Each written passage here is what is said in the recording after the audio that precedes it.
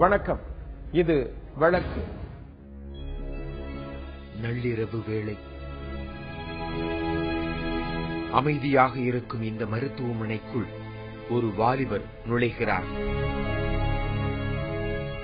கையில் கனமான கத்தி.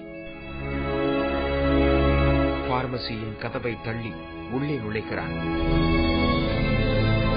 பார்மசிக்குள் அமர்ந்திருக்கும் மருத்துவமனை ஊழியருக்கு முதலில் எதுவும் புரியவில்லை.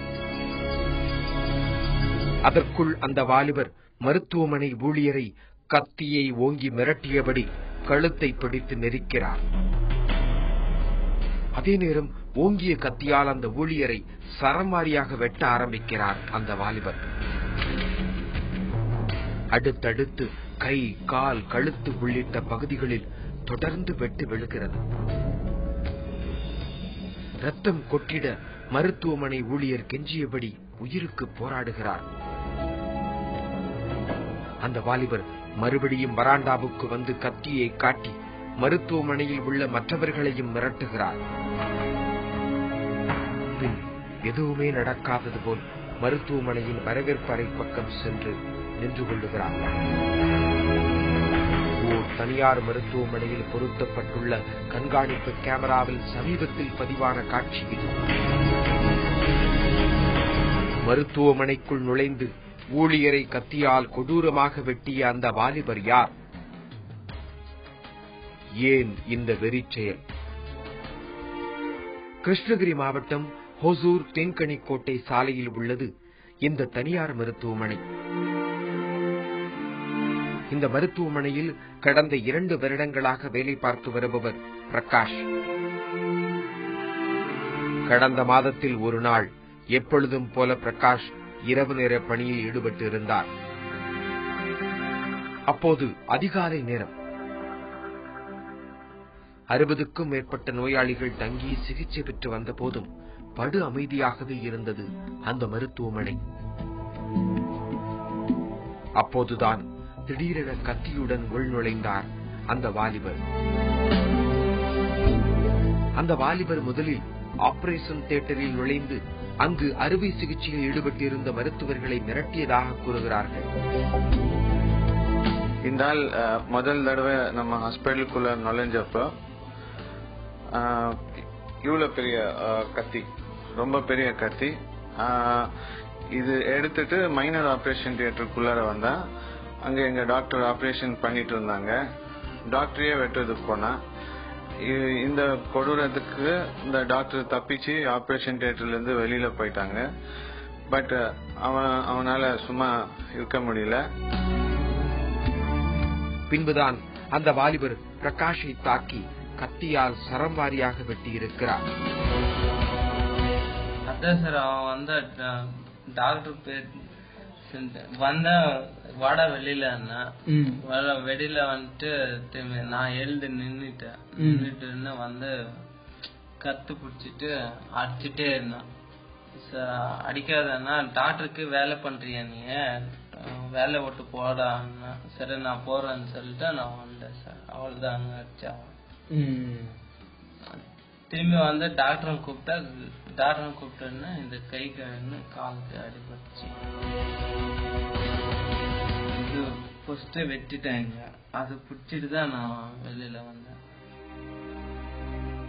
ரத்த வெள்ளத்தில் துடிதுடித்துக் கொண்டிருந்த பிரகாஷுக்கு முதலுதவி துவங்கிய மருத்துவர்கள் உடனே காவல்துறையினருக்கு தகவல் கொடுத்தனர். காவல்துறையினரும் மருத்துவமனை விரைந்து வந்தனர். கத்தியால் ஊழியரை வெட்டிவிட்டு தப்பிச் சென்ற அந்த வாலிபர் யார் என்று விசாரணையை மேற்கொண்டனர். உடனே தனி படை அமைத்து கண்காணிப்பு கேமராவில் பதிவாகியிருந்த அந்த வாலிபர் யார் என்கிற தேடுதல் வேட்டையும் நடத்தினர். கடந்த 24 ஜூலை மாசம் என் ஹாஸ்பிட்டல்ல கொடூரமாக ஒரு சம்பவம் நடந்தது. விடிய காலையில 2:20க்கு ஹாஸ்பிட்டல்ல இருந்து எனக்கு போன் வந்தது. இந்த மாதிரி ஒருத்தன் தண்ணி அடிச்சு கத்திய தூக்கிட்டு எல்லாம் மேட்டதுக்கு வந்தா என்னுடைய பார்மசியில இருக்கிறவனுக்கு சிறிய காயம் பண்ண அப்படின்னு சொன்னாங்க. நான் 6:30 மணிக்கு தான் ஹாஸ்பிட்டலுக்கு வந்தேன். நான் சாதாரண ஒரு இன்சிடென்ட் அப்படின்னு நான் நினைச்சேன். ஆனா நான் வரதுக்கு முன்னாடியே போலீஸ், பிரஸ் எல்லாமே ஹாஸ்பிட்டல்ல இருந்தாங்க. நான் அந்த ஒரு வீடியோ ஃபுட்டேஜ் பார்த்த பிறகு ரொம்ப ஒரு பயங்கரமான ஒரு காட்சி பார்க்க முடிஞ்சது. அப்போது மருத்துவமனையில் அறிவாளுடன் புகுந்து ஊழியரை தாக்கிய அந்த வாலிபர் சசி என்று தெரிய வந்தது. சசி என்ற பானிபூரி சசி ஓசூர் மத்திகிரி சாலையில் அம்மன் நகரைச் சேர்ந்தவர் என்றும் கண்டுபிடித்தனர். சசியை கைது செய்ய தனிப்படை காவல்துறையினர் விரைந்தனர். அப்போது சசி, பிரேமா, கலா என்ற 2 பெண்களுடன் ஓசூரிலிருந்து பெங்களூருவுக்கு காரில் தப்ப முயற்சி செய்து கொண்டிருப்பதாக காவல்துறையினருக்கு ரகசிய தகவல் கிடைத்தது. காவல்துறையினர் மிக சாதுரியமாக சசியின் காரை வழியிலேயே மடக்கி மூவரையும் கைது செய்தனர். சசியுடன் இருந்த 2 பெண்களில் ஒருவர் பிரேமா என்றும் மூக்காண்டப்பள்ளி பாரதி நகரைச் சேர்ந்தவர் என்றும் காவல்துறையினர் கண்டறிந்தனர். இன்னொரு பெண் பிரேமாவின் தோழி கலா என்றும் தெரிய வந்தது. சசியுடன் சேர்ந்து இந்த 2 பெண்களும் இந்த தனியார் மருத்துவமனைக்கு சென்று ஏற்கனவே சில தடவை தகராறு செய்ததும் தெரிய வந்தது. இந்த மூவரிடமிருந்தும் ஆஸ்பத்திரி ஊழியரை வெட்ட பயன்படுத்திய கத்தி மற்றும் கார் ஆகியவற்றை பறிமுதல் செய்தனர் தனிப்படை காவல்துறையினர். மேலும் சசியின் காதலிதான் இந்த பிரேமா. பிரேமா சில மாதங்களுக்கு முன்பு இந்த தனியார் மருத்துவமனையில் நர்ஸாக பணிபுரிந்துள்ளார். சசி அடிக்கடி வந்து பிரேமாவின் வேலைக்கு இடையூறாக இருப்பதை கண்டுபிடித்த மருத்துவமனை நிர்வாகம் பிரேமாவை வேலையிலிருந்து நீக்கியுள்ளது. இதில் ஆத்திரமடைந்த சசி அதிகாலை வேளை மருத்துவமனைக்குள் கத்தியுடன் நுழைந்து இதுபோன்ற கொடூரமான வெறிச் செயலில் ஈடுபட்டதாக காவல்துறையினரிடம் ஒத்துக்கொண்டுள்ளார். சசிக்கு அவரது காதலி பிரேமா மற்றும் பிரேமாவின் தோழி கலா ஆகியோர் உதவியதும் தெரிய வந்தது. மேலும் இந்த சசி மீது ஓசூர் நகர காவல் நிலையம் உள்பட சில காவல் நிலையங்களில் அடிதடி வழக்கு உள்ளிட்ட பல வழக்குகள் உள்ளன. இதனால் சசியை குண்டர் சட்டத்தில் கைது செய்து சிறையில் அடைத்துள்ளனர் காவல்துறையினர். இத சீரியஸா ஆக்ஷன் எடுத்து ஒரு தனிப்பட போலீஸ் டிபார்ட்மெண்ட் ஃபார்ம் பண்ணி அவனை ஒரு 12 hours அரெஸ்ட் பண்ணிட்டாங்க. சீரியஸா எடுத்து இந்த மாதிரி எங்கேயுமே நடக்க கூடாத அளவுக்கு அவனுக்கு ஒரு நல்ல தண்டனைய கொடுத்திருக்காங்க. இந்த சம்பவத்தால் அந்த தனியார் மருத்துவமனை ஊழியர்கள் இன்னும் பயத்திலிருந்து விடுபடவில்லை என்று கூறுகிறார் தலைமை மருத்துவர். எங்க ஹாஸ்பிட்டல்ல வேலை செய்யற எல்லாருமே ரொம்ப பயந்துருந்தாங்க. ஒரு 2 பொண்ணு அழுதுட்டு இருந்தாங்க. இவங்களுடைய கஷ்டத்தை பார்த்து எனக்கு ரொம்ப சோகமான ஒரு நிலை. பிளஸ் இது இந்த நடந்த சம்பவம் எனக்கு மனசுக்கு ரொம்ப பாதிப்பாச்சு. மேலும் இனிமேல் இதுபோல் ஒரு சம்பவம் நடக்காமல் இருக்க எச்சரிக்கை நடவடிக்கையில் இறங்கியிருப்பதாகவும் கூறுகிறார் தலைமை மருத்துவர். இந்த மாதிரி ஒரு சம்பவம் நடக்கும்போது 60 உள்நோயாளிகள் இருந்தாங்க. ஐசியூலே 12 பேர் நோயாளிகள் இருந்தாங்க. இந்த நோயாளிகள் உடைய கூட இருக்கிற நபர்கள் மற்றும்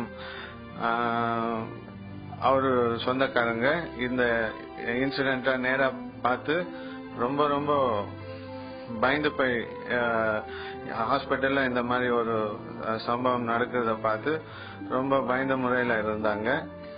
நான் என்ன சொல்வேன்னா, இந்த மாதிரி ஒரு public place, hospital is a public place. இந்த மாதிரி ஒரு இடத்துல இப்படி நடக்க கூடாது. இதுக்கு நம்ம என்னென்ன பாதுகாப்பு எடுக்கணும் அதெல்லாம் எடுக்கணும். சிசிடிவி கேமராஸ் இன்ஸ்டால் பண்ணோம். போலீஸ் டிபார்ட்மெண்ட் உடைய எல்லா phone numbers, DSP mobile number, SP mobile number இதெல்லாமே வச்சுக்கணும். பிளஸ் நல்ல ஒரு செக்யூரிட்டி ஹாஸ்பிட்டல்ல இருக்கணும். பிளஸ் நம்ம ஹாஸ்பிட்டல்ல வேலை செய்யற நம்ம ஸ்டாஃபே இதுக்கு எப்படி பாதுகாப்பு கொடுக்கணும்ன்றத அவங்களுக்கே சொல்லி கொடுக்கணும். ஏன்னா ஹாஸ்பிட்டல்ல ஒரு 100 பேர் 200 பேர் வேலை செய்யற இடத்துல ஒரு ஆள் வந்தாலுமே நம்ம கண்டிப்பா ஒன்ன தடுக்க முடியும். ஒன்னா நமக்கு தைரியம் வேணும். பிளஸ் ரெண்டாவது நமக்கு கொஞ்சம் டெக்னிக்ஸ் வேணும். இதெல்லாமே நம்ம அவங்களுக்கு சொல்லி கொடுத்தா இந்த மாதிரி சம்பவம் நடக்காது. சோ இதுதான் நாங்க இந்த சம்பவத்தில் கற்றுக்கொண்ட பாடம். நோயாளிகளை எப்படியாவது குணப்படுத்த வேண்டும் என்கிற நோக்கத்துடன் தான் நாங்கள் பணிபுரிகிறோம். இதுபோல் யாரையும் உதாசீனப்படுத்தி ஆத்திரம் ஏற்பட செய்வது எங்கள் வேலை அல்ல என்கிறார்கள் மருத்துவர்கள். நாங்க டாக்டர்ஸ் எங்கள்கிட்ட வர்ற பேஷண்ட்டை எப்படியாவது குணப்படுத்தணும் அப்படிங்கிற எண்ணத்துல மட்டும்தான் நாங்க வேலை செஞ்சுட்டு இருக்கோம். எங்களுடைய அனுபவ அறிவு, எங்களுடைய படிப்பு பிளஸ் பேஷண்ட்டுடைய எக்ஸாமின் பண்றதுல எங்களுக்கு தெரிகிற ஃபைண்டிங்ஸ் இது வச்சு அவங்களுக்கு தேவையான மருந்து மாத்திரை கரெக்டா கொடுக்குறோம். பட் அந்த பேஷண்டோட உடல் வாகுனாலேயோ இல்ல அந்த வியாதியோட தன்மையினாலேயோ நாங்க கொடுக்கிற மருந்துகள் ஒரு சில சமயம் எதிர்பார்த்த விளைவுகள் கொடுக்காம இருக்கலாம். ஒரு சில பேஷண்ட்டுக்கு ரொம்ப நல்லா சரியாகலாம், ஒரு சில பேஷண்ட்டுக்கு அந்த வியாதி ரொம்ப நாள் கண்டினியூ ஆகலாம்.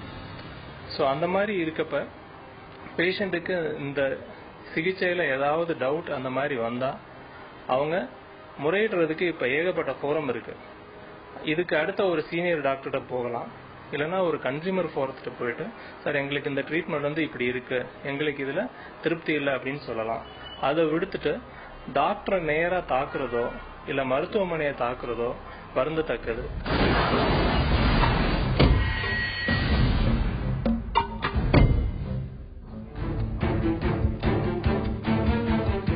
சமீபத்தில் திருப்பூர் நீதித்துறை நடுவர் மன்றத்திற்கு வந்திருந்தார் நடிகர் பாலாஜி. வந்தவர் சிறிது நேரம் காருக்குள்ளேயே அமர்ந்திருந்தார்.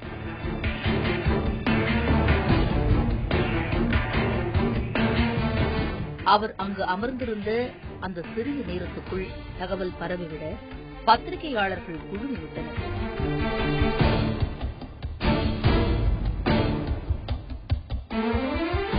ஆனால் யாருக்கும் பிடிகொடுக்காத நடிகர் பாலாஜி கோர்ட்டுக்குள் விறுவிறுவென சென்று அமர்ந்திருந்தார்.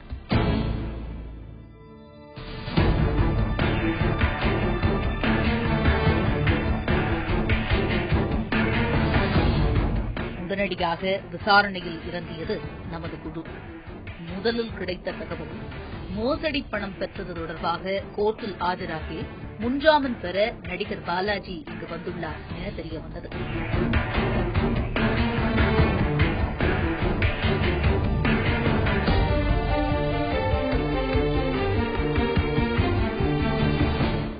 காவல்துறையிடம் இதுகுறித்து மேலும் விசாரித்தோம். தில்லியை தலைமையிடமாக கொண்ட ஒரு செக்யூரிட்டி நிறுவனம் திருப்பூரில் தனியார் ஏடிஎம்களில் பணம் நிரப்பும் பணியில் ஈடுபட்டுள்ளது. திருப்பூர் கிளையில் பணியாற்றிய சிலர் பணத்தை நிரப்பும் போது கையாடல் செய்ததாக அந்த நிறுவனத்தினர் தன் ஊழியர்கள் பற்றி புகார் கூறியது.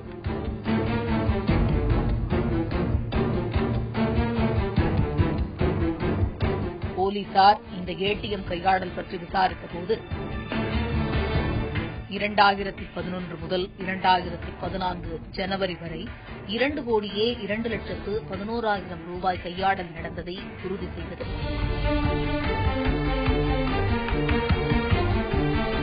இது தொடர்பாக பணியாளர்கள் சுரேஷ்குமார், விஷ்ணுவியாஸ், பரமசிவம், பிரபு, மணிகண்டன், ராஜசேகர் ஆகியோர் கைது செய்யப்பட்டனர்.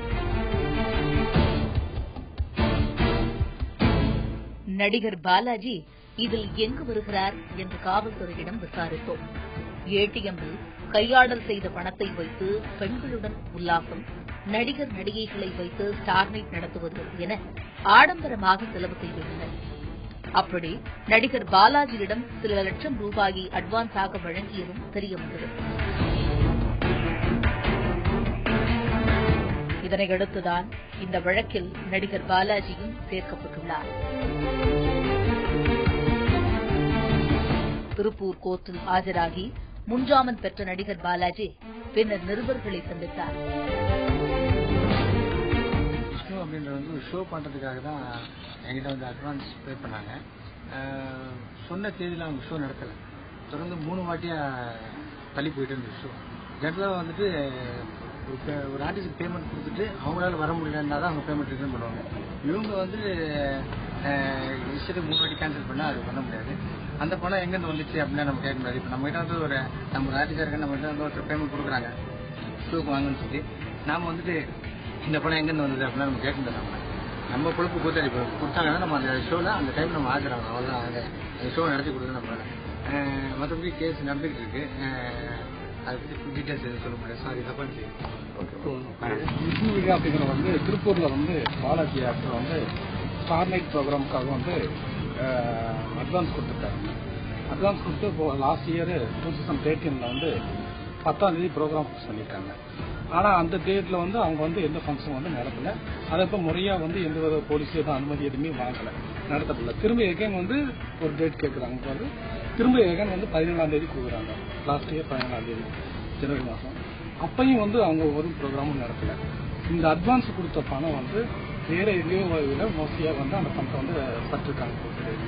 அந்த அது இவர்கிட்ட கொடுத்ததுனால விசாரணை கூப்பிடுறதுனால முன்பிணை வாங்கி நீதிமன்றத்தில் சமர்த்தாயிருக்காங்க.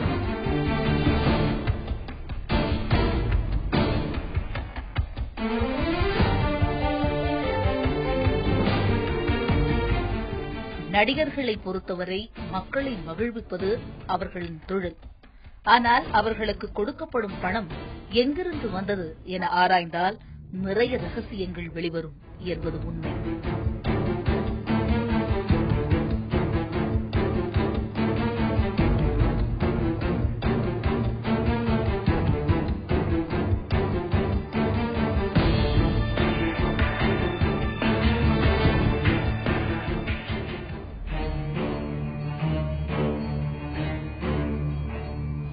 நாகர்கோவில்ல மகளை பலாத்காரம் செய்து கொலை செய்தவருக்கு தண்டனை அறிவிக்கப்பட்டது. அப்படிப்பட்ட அந்த கொடூர செயலை செய்தவர்களுக்கு எந்த சட்டத்தின் கீழ் கைது செய்யப்பட்டார், என்ன தண்டனை அவருக்கு வழங்கப்பட்டது? ஒரு முன்னாள் ராணுவ வீரர் தன்னுடைய மகளை பலாத்காரம் செய்து கொலை செய்த சம்பவத்தில் அவருக்கு இரட்டை ஆயுள் தண்டனை கொடுக்கப்பட்டு தீர்ப்பு வந்துள்ளது சமீபத்தில். அந்த வழக்கில் அவர் ஒரு முன்னாள் ராணுவ வீரர் என்பதற்காகவே அவருக்கு எந்த ஒரு சலுகையோ எந்த ஒரு இம்யூனிட்டியோ கொடுக்கப்படவில்லை. ஏனென்றால் ஒரு ராணுவ வீரர் தன்னுடைய வேலை பணியில் செய்யும் எந்த குற்றத்திற்கும் அவர் மீது நடவடிக்கை எடுக்க அவருக்கு மத்திய அரசிடமிருந்து அவருக்கு அனுமதி பெற வேண்டும். அப்படி அனுமதி பெற்றுதான் ப்ராசிக்யூட் செய்ய வேண்டும். ஆனால் முன்னாள் ராணுவ வீரர்களுக்கு அந்த இம்யூனிட்டி பொருந்தாது. ராணுவ வீரர்கள் தன்னுடைய பணி அல்லாத வேறு சில குற்ற செயல்களில் ஈடுபடுவார்களானால் அவர்கள் மீது ப்ராசிக்யூட் பண்றதுக்கும் சாங்ஷன் தேவையில்லை. அதனால இந்த ராணுவ வீரர், முன்னாள் ராணுவ வீரர் தன்னுடைய மகளை பலாத்காரம் செய்து கொலை செய்த வழக்கில் அவருக்கு இரட்டை ஆயுள் தண்டனை கொடுத்தது. அவருக்கு எந்த ஒரு சலுகையும் காட்ட தேவையில்லை என்பது சட்டம் சொல்கிறது. இந்த வழக்கில் அந்த பெண் பாலியல் பலாத்காரம் செய்யப்பட்டு பின்னர் அவர் கர்ப்பமான பிறகு கொலை செய்யப்பட்டது காரணத்தினால் இந்த கொடூர குற்றம் 2 உயிர்களை பழிவாங்கி இருக்கிறதால் அவருக்கு இரட்டை ஆயுள் தண்டனை விதிக்கப்பட்டுள்ளது. இந்திய தண்டனை சட்டம் 376 பாலியல் பலாத்காரத்திற்காகவும் 302 கொலை குற்றத்திற்காகவும் அவருக்கு இந்த தண்டனை விதிக்கப்பட்டிருக்கிறது. இதேபோல் சென்னையில் தில்ஷன் என்ற சிறுவனை சுட்டுக் கொன்ற வழக்கிலும் முன்னாள் ராணுவத்தினர் ஒருத்தருக்கு எந்த சலுகையும் காட்டாமல் ஆயுள் தண்டனை விதிக்கப்பட்டது என்பது குறிப்பிடத்தக்கது. மீண்டும் வேறொரு வழக்கோடு உங்களை சந்திக்கிறேன். நன்றி, வணக்கம்.